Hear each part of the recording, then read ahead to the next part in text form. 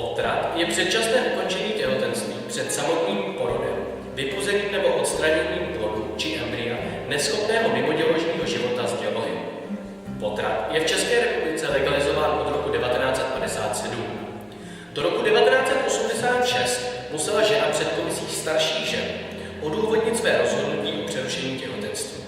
Tento proces byl pro ženu traumatizující a ponižující. V roce 1987 vešel v platnost zákon číslo 66/1986 sbírky, podle kterého může žena na vlastní žádost podstoupit potrat do 12. týdne těhotenství, do 24. týdne, potom na doporučení lékaře, poté kdykoliv během těhotenství ze závažných zdravotních důvodů. Česká republika patří se svým přístupem mezi liberálnější země Evropy i celého světa. V Rumunsku a na Maltě je potrat zakázán úplně. Stejně tak v Irsku, kde je potrat v rozporu s ústavou a může být povolen jen ve výjimečných případech, kdy těhotenství přímo ohrožuje život matky. Potraty jsou zakázány i v zemích Latinské Ameriky, jihu i středozápadu USA. V České republice podstoupilo v roce 2015 umělé přerušení těhotenství 20 400 žen, z toho pouhá 1/5 ze zdravotních důvodů. 19letá studentka Evelyn byla v Salvadoru odsouzena k 30 letům vězení kvůli prodělanému potratu. V této latinskoamerické zemi je potrat zakázán i v případě znásilnění a ohrožení života ženy.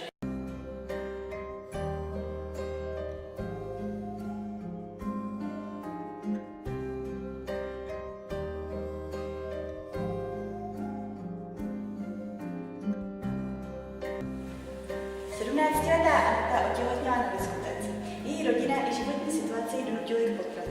Tehdy vzniklo trauma, které narůstalo a sílilo v době, kdy se později celých 13 let snažila o dítě a nemohla otěhotnět. Vyčítala si, že si tehdy zabila svůj životní sen a přesvědčovala sama sebe, že její neplodnost je vlastní trest.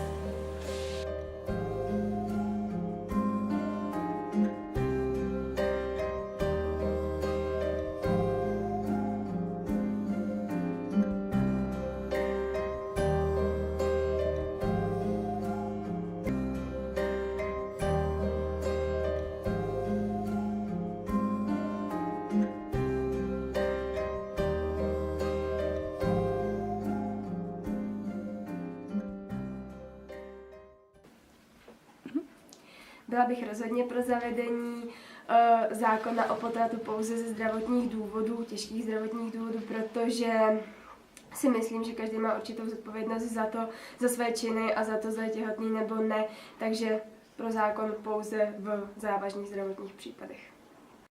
Ve zcela ojedinělém případu, že by skutečně šlo, že by plod byl velmi jaksi nemocný nebo hrozilo mu úmrtí a zároveň i úmrtí matce, tak bych asi o tom uvažoval, i když nevím, jestli by to mělo být přímo v rovině legislativní, ale uznávám, že samozřejmě bez této roviny konkrétní vlastně to nelze provést stejně, ale jinak jsem samozřejmě proti jakému uvažování o uzákonění možnosti potratu, protože jde o, ať už jsou okolnosti jakékoliv, tak jde o lidský život, o jeho záchranu, o jeho udržení a o snahu, aby se mohl narodit, aby mohl prostě přijít na tento svět a měl stejnou šanci, jako jsme měli my a jako mají všichni ostatní lidé okolo nás. Takže moje odpověď zní, že nejsem pro přijetí tohoto. Tak kdyby bylo na mě, tak já jsem jednoznačně pro. A proč? Protože jsem přesvědčený o tom, že lidský život začíná od početí a je potřeba ten lidský život chránit opravdu od začátku.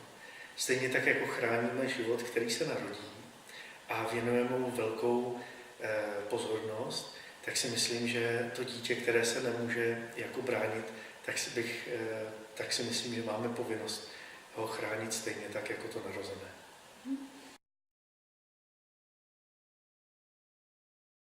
Já jsem to akorát taky nesouhlasím, protože si myslím, že by to mělo být po těch 3 měsíců, je to vlastně naše vůle, jestli se vlastně ten plod chceme nechat nebo nechceme. to, že to vlastně v Polsku funguje, si myslím, že je spíš založené na tom, že je to více křesťanská země, že to berou jako vlastně něco proti přikázání, nebo to tak nemáme, protože nejsou taková země.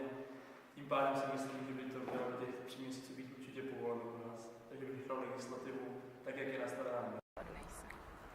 A proč? Proč? No, myslím si, že je to fakt jako na každém, že prostě každý si musí jako rozhodnout podle svého nějakého nejlepšího svědomí a vědomí a že to není jako nic, co by mohl člověk jako odsoudit, když se prostě druhý rozhodne jinak. Myslím, že to má být jako svobodná jako vůle každého. Není možné to někomu ze zákona nechat. Takže na otázku, jestli má být zaveden zákon povolující potraty pouze ze zdravotních důvodů, odpovídám sám za sebe neměl, protože si myslím, že je to věc té které budoucí maminky, jak se k problému postaví. Je možná lepší,